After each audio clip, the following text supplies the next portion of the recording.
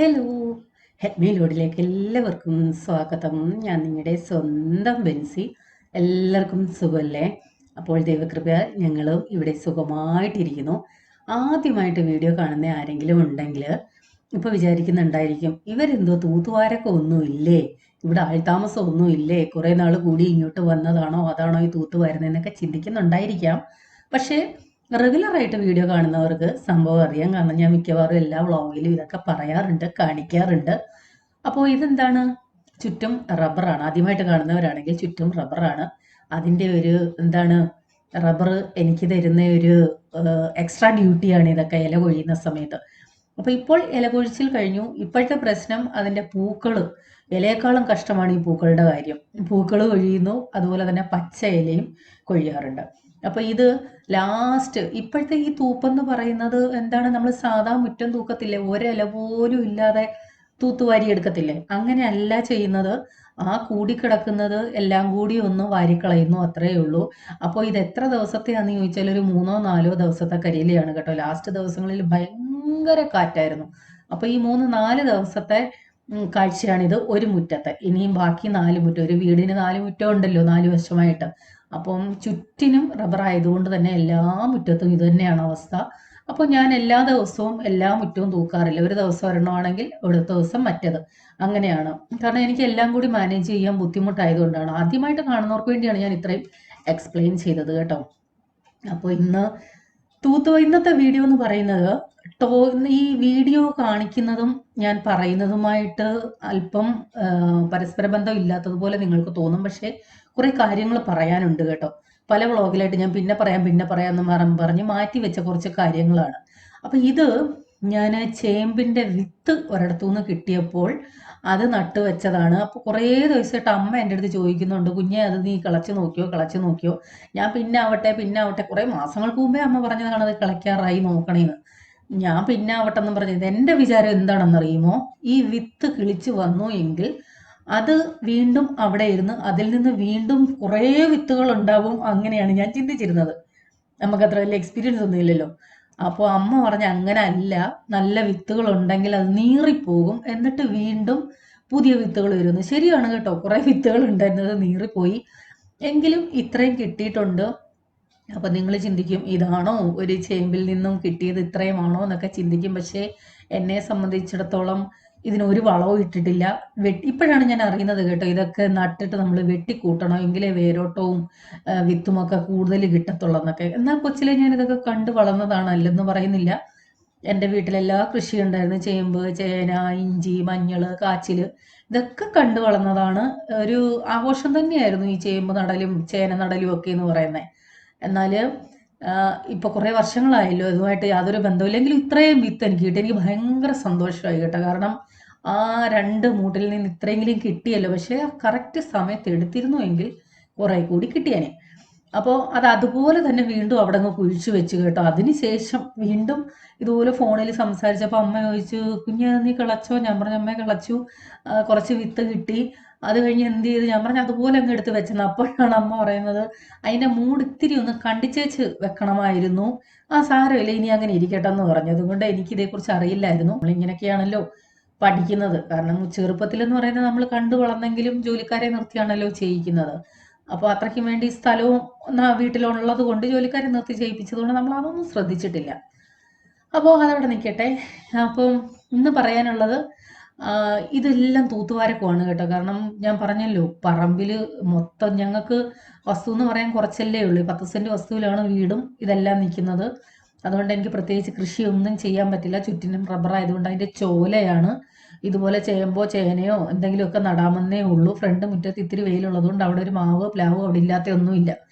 എന്തൊക്കെ വെക്കാമോ എല്ലാം അവിടെ വെച്ചിട്ടുണ്ട്. ഇച്ചിരിയെങ്കിലും സ്ഥലം വെട്ടവും വെളിച്ചമുണ്ടെങ്കിൽ അവിടെ ഞാൻ എന്തെങ്കിലുമൊക്കെ നട്ട് വെക്കാറുണ്ട് കേട്ടോ. അപ്പോൾ ഈ ഇത്രയും പറമ്പ്, ഞാൻ ഈ നിൽക്കുന്ന ഇത്രയും പറമ്പ് ഒരു ഇത്തിരി വെയിലുള്ളതാണ്. അവിടെ പപ്പായയുണ്ട്, മുരിങ്ങയുണ്ട്, കറിവേപ്പ്, പേര, ഇത് ഈ നമ്മുടെ നാരകം, പിഴിയുന്ന നാരങ്ങ, ചെറുനാരകം, അതുപോലെ തന്നെ വടുകപ്പുളി നാരകം, ചെമ്പരത്തി, ചായമൻസ, ഇതെല്ലാം ഇത്രയും സ്ഥലത്താണ് ഞാൻ നട്ടേക്കുന്നത് കേട്ടോ. കാരണം ഈ ഒരിത്തിരി സ്ഥലത്തേ ഉള്ളൂ വെട്ടം. ഇനിയിപ്പോൾ റബ്ബറിൻ്റെ ഇല കിളുത്തു വന്നാൽ ആ വെട്ടം കൂടി ഇല്ലാതാവും. എങ്കിലും ഞാനിതെല്ലാം വെച്ചിട്ടുണ്ട്. കുറച്ച് പേരെങ്കിലും ചിന്തിക്കുന്നുണ്ടായിരിക്കും കൊട്ട വെയിലത്ത് ഇവിടെ ഇങ്ങനെ ഇത്രയും നനവ് പിഴുതെടുത്തപ്പോൾ നല്ലപോലെ കിട്ടിയല്ലോ എന്ന്. ഇത് പിഴാൻ വേണ്ടി പ്രത്യേകം ഞാൻ എന്നും രാത്രി വെള്ളം ഒഴിച്ചിട്ടിരുന്നതാണ് കേട്ടോ. അതായത് രാത്രി മൊത്തത്തിൽ ആ പറമ്പ് മൊത്തത്തിൽ നനയ്ക്കും, കാരണം അത്രയ്ക്ക് ചൂടല്ലേ. അപ്പം നമുക്ക് മറ്റേ ആ കുടിവെള്ള പദ്ധതി ഉണ്ടല്ലോ, അതിനകത്ത് എന്നും വെള്ളം വരാറില്ല, 2-3 ദിവസം കൂടുമ്പോഴാണ് വെള്ളം വരുന്നത്, രാത്രിയിലേ വിടത്തുള്ളൂ. അപ്പോൾ ഈ രാത്രിയിൽ എന്തൊക്കെ നട്ടിട്ടുണ്ടോ അതിനെല്ലാം നനയ്ക്കും, ഈ പറമ്പ് മൊത്തം നനയ്ക്കും. അതാണ് ഇത്രയും നല്ല പദത്തിൽ കിടക്കുന്നത് കേട്ടോ. പ്രത്യേകിച്ച് ഈ ചേമ്പിൻ്റെ അവിടെയൊക്കെ ഞാൻ കൂടുതൽ ഒഴിക്കാറുണ്ടായിരുന്നു, അതൊന്ന് കിളയ്ക്കാൻ വേണ്ടി. അല്ലെന്നുണ്ടെങ്കിൽ അതിനെ തൊട്ടാൽ പോലും വരത്തില്ല, അത്രയ്ക്ക് തറഞ്ഞു കിടക്കുവാണ് കല്ല് മൊത്തം, തറ മൊത്തം. അപ്പോൾ എല്ലാം ഞാൻ നട്ടു വെച്ചില്ല, കുറച്ച് ഞാൻ മാറ്റി. അതായത് അതിൻ്റെ, ഞങ്ങളുടെ നാട്ടിൽ അതിന് ചേമ്പിൻ തടയെന്ന് പറയും, നിങ്ങളുടെ നാട്ടിൽ എന്താണ് പറയുന്നത്? ആ വിത്ത് മാറ്റിയിട്ട് ബാക്കിയുള്ള ഭാഗം ഉണ്ടല്ലോ, അതും അവിയൽ വെക്കാൻ, മെഴുക്ക് പുരട്ടാൻ, തോരൻ വെക്കാൻ, അല്ലെങ്കിൽ പുഴുങ്ങി തിന്നാൻ, കപ്പയൊക്കെ പുഴുങ്ങത്തില്ലേ, അതുപോലെ പുഴുങ്ങാനൊക്കെ നല്ലതാണ് കേട്ടോ ചേമ്പിൻ തട. ആരെങ്കിലും ഇതറിയാതെ കളയുന്നുണ്ടെങ്കിൽ, പഴയതല്ല, അതിൻ്റെ മുകൾ ഭാഗത്ത് പുതിയതുണ്ടല്ലോ, പഴയതെടുത്താൽ നന്നായിട്ട് ചൊറിയും. എനിക്കും പണി കിട്ടി, അത് ഞാൻ പറയാം. അപ്പോൾ അങ്ങനെ കുഴിച്ചു വെച്ചു. വേറെ 2-3 ഉണ്ടായിരുന്നു, വേറെയും കുഴിച്ചു വെച്ചു. അപ്പോൾ ഇന്ന് ഞാൻ പറഞ്ഞല്ലോ തൂത്തുവാരൽ പ്രക്രിയയാണെന്ന്. അതിന് വേണ്ടി പല ചൂലുകളാണ് കേട്ടോ. കുറ്റിച്ചൂല്, നിന്ന് തൂക്കുന്ന മുനിസിപ്പാലിറ്റിക്കാർ തൂക്കുന്നതാണൊക്കെയുള്ള വലിയ ചൂല്, പിന്നെ അതിൻ്റെ അതേ ടൈപ്പിൽ ഒരു പ്ലാസ്റ്റിക് ചൂല്, ഇങ്ങനെ പല ചൂലുകൾ കൊണ്ടാണ് പ്രയോഗം നടത്തുന്നത്.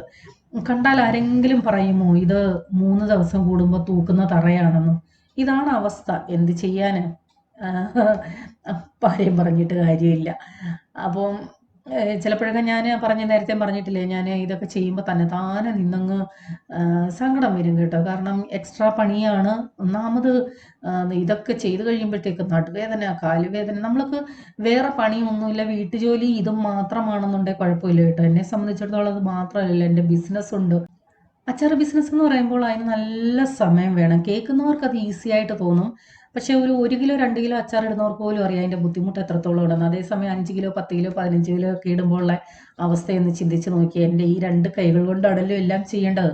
ഇതിനിടയ്ക്ക് നിങ്ങൾക്കറിയാം, നിങ്ങൾ എനിക്ക് വാട്സപ്പിൽ മെസ്സേജ് ഇടുമ്പോൾ, അതുകൊണ്ടാണ് കോൾ ഞാൻ കൂടുതലും അറ്റൻഡ് ചെയ്യാൻ പറ്റാത്തത്. ദിവസം ഫ്രീ ആണെങ്കിൽ കോൾസ് അറ്റൻഡ് ചെയ്യാറുണ്ട്, ഞാൻ അറ്റൻഡ് ചെയ്യാറില്ല. കാരണം ഇതിനിടയ്ക്ക് കോൾ കൂടി അറ്റൻഡ് ചെയ്താൽ എൻ്റെ പണി മൊത്തത്തിൽ സ്റ്റക്കായിപ്പോൾ. അതുകൊണ്ട് വാട്സപ്പിൽ ഞാൻ എപ്പോഴും ആരെപ്പോൾ എനിക്ക് റിപ്ലൈ ചോദിച്ചാലും, ഞാൻ എപ്പോൾ ഇത്തിരി ഫ്രീ ആവുന്നോ അന്നേരം തന്നെ റിപ്ലൈ തന്നിരിക്കും. അല്ലെങ്കിൽ രാത്രി കിടക്കുന്നതിന് മുമ്പ് എല്ലാവർക്കും മറുപടി കൊടുത്തിട്ടേ ഞാൻ കിടക്കാറുള്ളൂ. ഈ വാട്സപ്പിൽ റിപ്ലൈ മറുപടി കൊടുക്കണം, പ്രോഡക്റ്റിൻ്റെ ഡീറ്റെയിൽസ് ചോദിക്കുന്നവർക്ക് അതിൻ്റെ ലിസ്റ്റ് ഇട്ട് കൊടുക്കണം, പിന്നെ ടോട്ടൽ ചെയ്ത് കൊടുക്കണം, ഡീറ്റെയിൽസ് കൊടുക്കണം. അതിനുശേഷം ഫൈനൽ പേയ്മെൻറ്റ് വന്ന ശേഷം എൻ്റെ ഡയറിക്കകത്ത് അത് എഴുതി വെക്കണം, എന്നിട്ടാണ് പാക്ക് ചെയ്യുന്നത്. അപ്പോൾ പാക്ക് ചെയ്യാൻ ബോട്ടിലാക്കേണ്ടതുണ്ട്, പൗച്ചിലാക്കേണ്ടതുണ്ട്, ഇതെല്ലാം ഞാനാണ് ചെയ്യുന്നത്. ഇതൊന്നും ജോസാൻ ചെയ്താൽ ശരിയാവത്തില്ല, എനിക്കല്ലേ അറിയത്തുള്ളൂ. ഞാനല്ലേ ഡയറിയിലെല്ലാം എഴുതി വെച്ചേക്കുന്ന കറക്റ്റായിട്ട് ഓരോരുത്തർക്കും എങ്ങനെയാണെന്നുള്ളത്.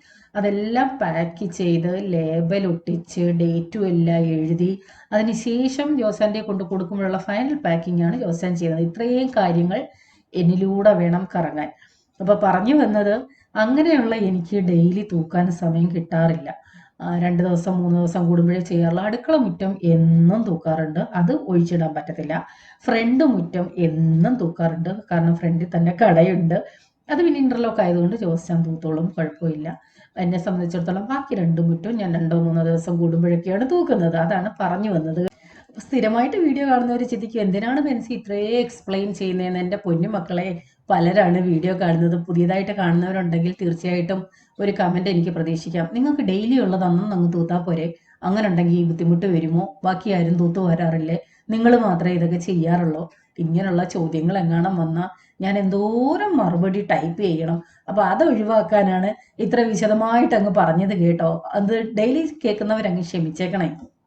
ഇടയ്ക്ക് 1-2 പേര് എനിക്ക് കമന്റ് ഇട്ട് ചോദിച്ചിരുന്നു, ബെൻസി വീടിന്റെ മണ്ടയിലോട്ട് കിടക്കുന്നത് അങ്ങ് കോതിക്കളഞ്ഞാൽ പോരെ, അന്നേരം ഈ പ്രശ്നമുണ്ടോ? ഞങ്ങളുടെ റബ്ബറല്ല, നമ്മുടെ റബ്ബറാണെങ്കിലല്ലേ നമുക്ക് എന്തെങ്കിലും ചെയ്യാൻ പറ്റൂ. അപ്പോൾ ഇപ്പം മനസ്സിലായി കാണുമല്ലോ എന്താ ഞാൻ ഉദ്ദേശിച്ചതെന്ന്. അത് തന്നെ കാര്യം, അത്രയേ ഉള്ളൂ.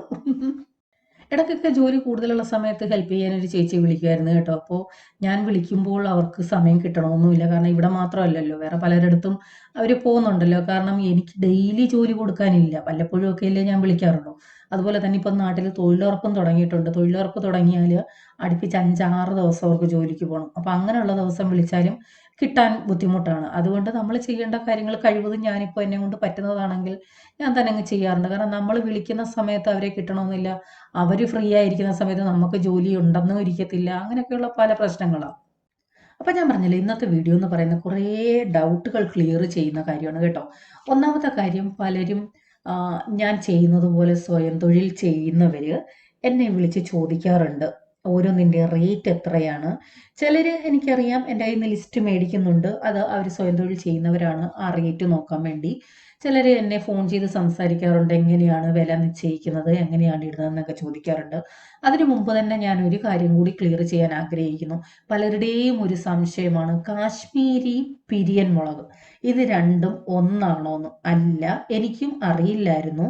അതിന് മുമ്പ് ഈ കിടക്കുന്ന പേപ്പറും കവറുകളും ഒന്നും ഞാൻ ഇട്ടതല്ല കേട്ടോ, കാറ്റത്ത് പറന്നു വന്നതാണ്. അല്ലാതെ ഇനി വീഡിയോ കണ്ടിട്ട് പറയാം, ബെൻസി എന്തിനാണ് പറമ്പിൽ പേപ്പറും കരിയിലേക്ക് ഈ കവറും ഒക്കെ ഇട്ടേക്കുന്നതെന്ന്. ഞാൻ ഇട്ടതല്ല കേട്ടോ, മേലത്തെ പറമ്പിൽ നിന്ന് കാറ്റത്ത് പറന്നു വന്നതാണ്. ഓക്കെ, എന്തെല്ലാം ശ്രദ്ധിക്കണം ഒരു വ്ളോഗ് ചെയ്യുമ്പോൾ അല്ലേ, എന്തൊക്കെ പറഞ്ഞാൽ പറ്റും എൻ്റെ ദൈവമേ. അപ്പം മുളകിലേക്ക് വരാം. അപ്പോൾ നേരത്തെ എൻ്റെയും ധാരണ ഈ പിരിയൻ എന്ന് പറയുന്നതാണ് കാശ്മീരി എന്നായിരുന്നു കേട്ടോ. അല്ല, പിരിയൻ മുളക് വേറെ, കാശ്മീരി വേറെ. പിരിയൻ മുളകിന് ഇത്തിരി എരിയുണ്ട്, ഭയങ്കര കളറും ഇല്ല, അത്യാവശ്യത്തിന് ചെറിയൊരു കൊഴുപ്പുണ്ട്. അങ്ങനെയുള്ളതാണ് പിരിയൻ എന്ന് പറയുന്നത്. കാശ്മീരി എന്ന് പറയുന്നത് നല്ല കളറാണ്, എരി കുറവാണ്, കൊഴുപ്പുമുണ്ട്. പക്ഷേ അതേ സമയം തന്നെ ശ്രദ്ധിക്കേണ്ട ഒരു കാര്യം, കാശ്മീരി പല ടൈപ്പ് ഉണ്ട്. എൻ്റെ അറിവിൽ തന്നെ 2-3 തരം കാശ്മീരി ഉണ്ട്. ഇതൊക്കെ ഞാൻ ഇപ്പോൾ ബിസിനസ് തുടങ്ങിയ പിന്നെ പഠിച്ച കാര്യങ്ങളാണ് കേട്ടോ. പലരും ചോദിക്കും കാശ്മീരിക്ക് ഇത്രയും വിലയൊന്ന്. എൻ്റെ കയ്യിലെ കാശ്മീരി എന്ന് പറയുന്നത് ഫസ്റ്റ് ഗ്രേഡ് ഉണ്ട്, സെക്കൻഡ് ഗ്രേഡ് ഉണ്ട്. ഫസ്റ്റ് ഗ്രേഡ് എന്ന് പറയുന്നത് കൊച്ചു കുഞ്ഞുങ്ങൾക്ക് പോലും കൂട്ടാൻ പറ്റുന്ന തരത്തിലുള്ളത്. ഇപ്പം ധാരാളം പേര് അതാണ് യൂസ് ചെയ്യുന്നത് കേട്ടോ. പലർക്കും എരി കൂട്ടാൻ വയ്യ. അതുകൊണ്ട് പ്രത്യേകിച്ച് വിദേശത്തോട്ടൊക്കെ കൂടുതലും ആളുകൾ എൻ്റെ കയ്യിൽ നിന്ന് ഫസ്റ്റ് ഗ്രേഡാണ് കൊണ്ടുവന്നത്. ഞാനും മീൻകറിക്ക് ഇപ്പോൾ ഫസ്റ്റ് ഗ്രേഡാണ് കൂടുതലും യൂസ് ചെയ്യുന്നത്. നല്ല കൊഴുപ്പുമുണ്ട്, നല്ല കളറും ഉണ്ട്. എരി നമുക്ക് എന്താണ്, കൊച്ചു കുഞ്ഞുങ്ങൾക്ക് പോലും കൂട്ടാൻ പറ്റുന്ന എരിയേ ഉള്ളൂ. അതിൽ നിന്ന് നിങ്ങൾക്ക് മനസ്സിലാവും, അതാണ് ഫസ്റ്റ് ഗ്രേഡ്, അതിന് വിലയുണ്ട്. പിന്നെ അടുത്തത് ഞാൻ എടുത്തു വെച്ചിരിക്കുന്ന സെക്കൻഡ് ഗ്രേഡ് എന്ന് പറയുന്നത്, അതും കൊഴുപ്പും ഉണ്ട്. ഫസ്റ്റ് ഗ്രേഡിന്റെ അത്രയും കളറില്ല, ഇത്തിരി എരി കൂടുതലുമാണ്. അപ്പൊ കാശ്മീരിയുടെ നിങ്ങൾ മനസ്സിലാക്കേണ്ട ഒരു കാര്യം, എരി കൂടും തോറും അതിന്റെ വിലയും കുറയും. കുറേ നാൾ മുമ്പ് ഞങ്ങളുടെ കടയിൽ സാധനം മേടിക്കാൻ ഒരു അമ്മാമ്മ വന്നപ്പോൾ എൻ്റെ അടുത്ത് കാശ്മീരിയുടെ റേറ്റ് ചോദിച്ചു. ഞാൻ ഇതുപോലെ റേറ്റ് പറഞ്ഞു. അപ്പോൾ പുള്ളിക്കാരി പറഞ്ഞു, പുള്ളിക്കാരിയുടെ റിലേഷനിൽ എനിക്കറിയാവുന്നതാണ്, ഇതുപോലെ കാശ്മീരി പൊടിപ്പിച്ചിട്ട് വിദേശത്തുള്ള മക്കൾക്ക് കൊടുത്തു വിട്ടു. കൊച്ചുങ്ങൾക്ക് ഒരു വിധത്തിൽ അത് വായി വെക്കാൻ പറ്റുന്നില്ല, ഭയങ്കര എരി. വീട്ടിൽ വിളിച്ച് കംപ്ലൈൻറ്റ് പറഞ്ഞു, ഇതെന്തോ മുളക്, ഇങ്ങനെയാണോ കാശ്മീരി എന്ന് ചോദിച്ച് കംപ്ലൈൻറ്റ് പറഞ്ഞു. അതിനി എടുത്ത് കളയുവാന്ന് ആ പിള്ളേർ പറഞ്ഞെന്ന്. അപ്പം ഞാൻ ചോദിച്ച മാമേ, അത് എത്ര രൂപയായി കാശ്മീരിക്ക്? 500 രൂപ.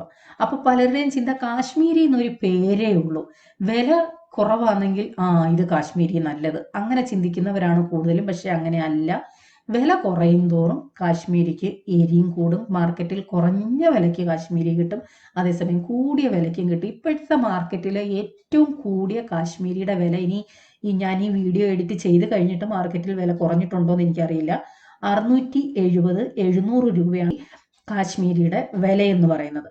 ഇത് 1 കിലോ നമുക്ക് പൊടി കിട്ടണമെന്നുണ്ടെങ്കിൽ ഒരു 1.25 കിലോ അതിൻ്റെ തൊത്തൊക്കെ കളഞ്ഞ് ക്ലീൻ ചെയ്ത് കൊടുത്തെങ്കിൽ 1.25 അല്ലെങ്കിൽ 1.200 കൊടുത്തെങ്കിലേ നമുക്ക് 1 കിലോ പൊടി കിട്ടത്തുള്ളൂ. ഇത് കഴുകി വൃത്തിയാക്കി തൊത്ത് കളഞ്ഞ് മില്ലിൽ കൊണ്ട് പൊടിപ്പിച്ച് മില്ലിലെ കൂലി ഉൾപ്പെടെ. അപ്പം നിങ്ങൾക്ക് തന്നെ ചിന്തിക്കാവുന്നതേ ഉള്ളൂ, 1 കിലോ മുളക് പൊടിക്ക് എത്ര രൂപയാകുമെന്ന് ഒന്ന് കണക്ക് കൂട്ടി നോക്കിയാൽ മതി. 1.25 കിലോയുടെ മുളകിൻ്റെ റേറ്റും പൊടിപ്പ് കൂലി, മെനക്കേട് കൂലി എല്ലാം കൂടെ. അപ്പം ഇത് മനസ്സിലാക്കാതെയാണ് പലരും ചിന്തിക്കുന്നത്, അയ്യോ ഇത്രയും വിലയോന്ന്. അതൊന്ന് നിങ്ങൾക്ക് മനസ്സിലാവാൻ വേണ്ടി പറഞ്ഞതേ ഉള്ളൂ. പിന്നെ എൻ്റെ അടുത്ത് പലരും ചോദിക്കാറുണ്ട്, എങ്ങനെയാണ് ബിൻസിയുടെ മീനിൻ്റെ വില എങ്ങനെയാണ്, ബീഫിൻ്റെ വില എങ്ങനെയാണ്, നാരങ്ങയുടെ എങ്ങനെയാണെന്ന് ചോദിക്കാറുണ്ട്. ഞാൻ എൻ്റെ റേറ്റ് പറയാറുണ്ട്. പക്ഷേ എൻ്റെ റേറ്റ് ഒരുപക്ഷെ നിങ്ങളിട്ടാൽ ഒരുപക്ഷെ നിങ്ങൾക്ക് ലാഭവും കിട്ടിയേക്കാം, നഷ്ടവും ആയേക്കാം. കാരണം ഞാൻ എടുക്കുന്ന സാധനങ്ങളെക്കാൾ വില കൂടിയതാണ് നിങ്ങൾ എടുക്കുന്നതെന്നുണ്ടെങ്കിൽ നിങ്ങൾക്ക് എൻ്റെ റേറ്റ് ഇട്ടാൽ പറ്റില്ല. നിങ്ങൾ സാധനങ്ങൾ വിൽക്കുമ്പോൾ ചെയ്യേണ്ടത്, നിങ്ങൾക്ക് എത്ര ചിലവായോ, മീനിൻ്റെ വില എത്ര, ഏത് സാധനം എടുത്തോ അതിൻ്റെ റേറ്റ് നിങ്ങളിട്ട് ടോട്ടൽ ചെയ്തിട്ട് പിന്നെ നിങ്ങളുടെ പണിക്കൂലി എത്ര ഇടണമെന്ന് നിങ്ങളാണ് തീരുമാനിക്കേണ്ടത്. ഞാൻ അങ്ങനെയാണ് ചെയ്യുന്നത്. ഞാനിപ്പോൾ അച്ചാറിടാൻ ഞാൻ പറഞ്ഞല്ലോ എൻ്റെ കയ്യിൽ 2 ടൈപ്പ് മുളകുണ്ട്, ഫസ്റ്റ് ഗ്രേഡും സെക്കൻഡ് ഗ്രേഡും. ഞാൻ സെക്കൻഡ് ഗ്രേഡ് കാശ്മീരി 900 രൂപയാണ് അതിൻ്റെ റേറ്റ് എന്ന് പറയുന്നത്. 90% ആ കാശ്മീരി, പിന്നെ മിക്സ് മുളക് എൻ്റെ കയ്യിലുണ്ട്. 10% മിക്സ് മുളകും മിക്സ് ചെയ്താണ് ഞാൻ അച്ചാർ ഉണ്ടാക്കുന്നത്. അപ്പം അതനുസരിച്ച് റേറ്റ് എത്രയാണോ വരുന്നത് അതനുസരിച്ചാണ് ഞാൻ വിലയിടുന്നത്. മുളക് പൊടി നമുക്ക് 200 രൂപ തൊട്ട് മാർക്കറ്റിൽ കിട്ടും. നിങ്ങൾക്ക് ഏത് മുളക് പൊടി വേണമെങ്കിലും യൂസ് ചെയ്യാം. ഞാൻ യൂസ് ചെയ്യുന്ന കാര്യമാണ് ഞാൻ പറഞ്ഞത്. മറ്റുള്ളവർ എത്ര യൂസ് ചെയ്യുന്നു എങ്ങനെയെന്ന് എനിക്കറിയില്ല. ഞാൻ യൂസ് ചെയ്യുന്ന കാര്യമാണ് പറഞ്ഞത്. ഞാൻ കൂടിയ മുളക് പൊടി ഇട്ടാണ്. അത് ആ ക്വാളിറ്റി അച്ചാർ കഴിക്കുമ്പോഴും മനസ്സിലാവും. അതുപോലെ തന്നെ നമ്മൾ ഏതൊക്കെ ഇൻഗ്രീഡിയൻസ് എത്ര വെച്ചിടുന്നോ അതനുസരിച്ചുള്ള എമൗണ്ട് നിങ്ങൾക്ക് ഇട്ട് നോക്കാം. ഞാനിപ്പോൾ ഒരു 10 കിലോ മീനാണ് അച്ചാർ ഇടുന്നതെന്നുണ്ടെങ്കിൽ ഒരു 2.25 കിലോ വെളുത്തുള്ളി, പുളിക്കാതെ 2.25 കിലോ വെച്ച് എടുക്കുമ്പോഴാണ് നമുക്ക് പൊളിച്ചതിന് ശേഷം ഒരു 1.5 ഒക്കെ കിട്ടുന്നത്. നല്ല ഉള്ളിയാണെങ്കിൽ 1 കിലോ വെളുത്തുള്ളി പൊളിക്കുമ്പോൾ നമുക്കൊരു 700, ചിലപ്പോൾ 750 ഒക്കെ കിട്ടും. അങ്ങനെ കണക്കാക്കി എത്രയ്ക്കായാലും ഒരു 2.25-2.5 കിലോ വെളുത്തുള്ളി എടുക്കണം ഒരു 10 കിലോയ്ക്ക്. എൻ്റെ കണക്കാണ് ഞാൻ പറഞ്ഞത്. അപ്പോൾ ചിലപ്പോൾ നിങ്ങൾ ഇതിനേക്കാൾ കൂടുതലായിരിക്കാം എടുക്കുന്നത്, കുറവായിരിക്കാം എടുക്കുന്നത്. ഇഞ്ചി ആണെങ്കിലും അതുപോലെ പൊളിച്ചതിന് ശേഷം ചെത്തി ക്ലീൻ ആക്കിയതിന് ശേഷമാണ് 1.5 കിലോ അല്ലെങ്കിൽ 1.25 കിലോ ഇങ്ങനെയൊക്കെ കണക്കാക്കുന്നത്. അപ്പോൾ അതൊക്കെ നിങ്ങൾക്കേ അറിയത്തുള്ളൂ നിങ്ങൾ എത്രത്തോളം ഇൻഗ്രീഡിയൻസ് എടുക്കുന്നുവെന്ന്. എന്നെ സംബന്ധിച്ചിടത്തോളം ഞാനിപ്പോൾ അച്ചാർ ഇടുമ്പോൾ നല്ലെണ്ണയിലാണ് വറക്കുന്നതും നല്ലെണ്ണയിലാണ് അച്ചാർ ഇടുന്നതും. പക്ഷെ പലരും വറക്കാൻ വേറെ എണ്ണയായിരിക്കും എടുക്കുന്നത്, അച്ചാർ ഇടാൻ വേറെ എണ്ണയായിരിക്കും എടുക്കുന്നത്. അതനുസരിച്ച് എമൗണ്ടിൽ വ്യത്യാസം വരാം. നാരങ്ങ, നല്ല വിളഞ്ഞ് പഴുത്ത നാരങ്ങ, ഇപ്പോൾ ലാസ്റ്റ് ഞാൻ നാരങ്ങ അച്ചാർ ഇടാനായിട്ട് എടുത്തത് 160 രൂപയാണ്. ഇപ്പോൾ ചൂട് കൂടിയപ്പോൾ നാരങ്ങയുടെ റേറ്റ് നന്നായിട്ട് കൂടുന്നുണ്ട്. 160 രൂപയ്ക്കാണ് എനിക്ക് കിട്ടിയത്. ഞാൻ നാരങ്ങ അച്ചാറിന് ഒരിക്കലും അച്ചാർ നാരങ്ങ എന്ന് പറഞ്ഞ് വാങ്ങാൻ കിട്ടും വിലക്കുറവിൽ.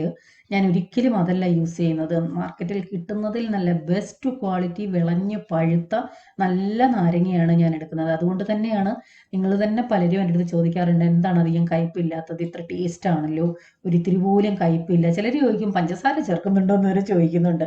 ഇതാണ് റീസൺ, വേറെ ഒന്നുമില്ല. നല്ല പഴുത്ത് വിളഞ്ഞതാണ് എടുക്കുന്നത്.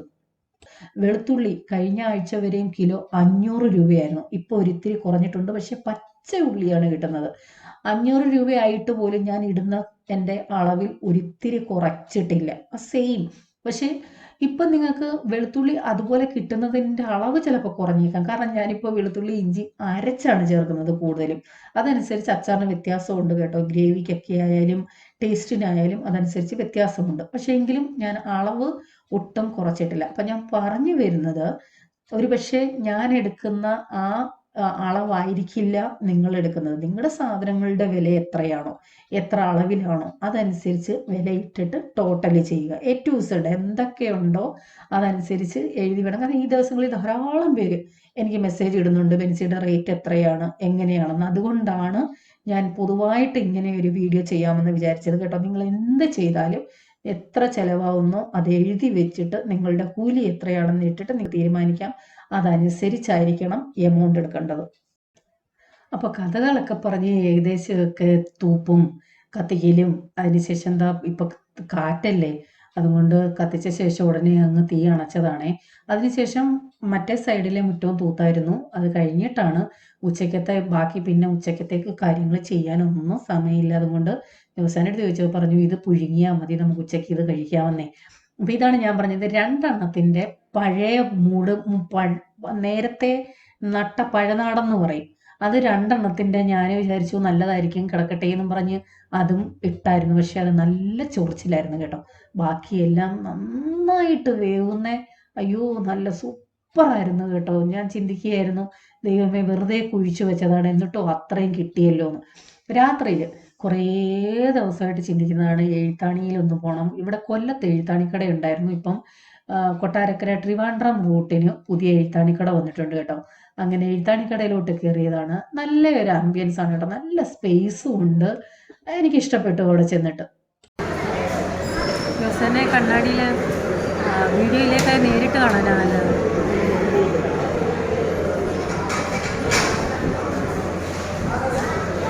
കൊട്ടാരക്കര എഴുത്താണിക്കടയിൽ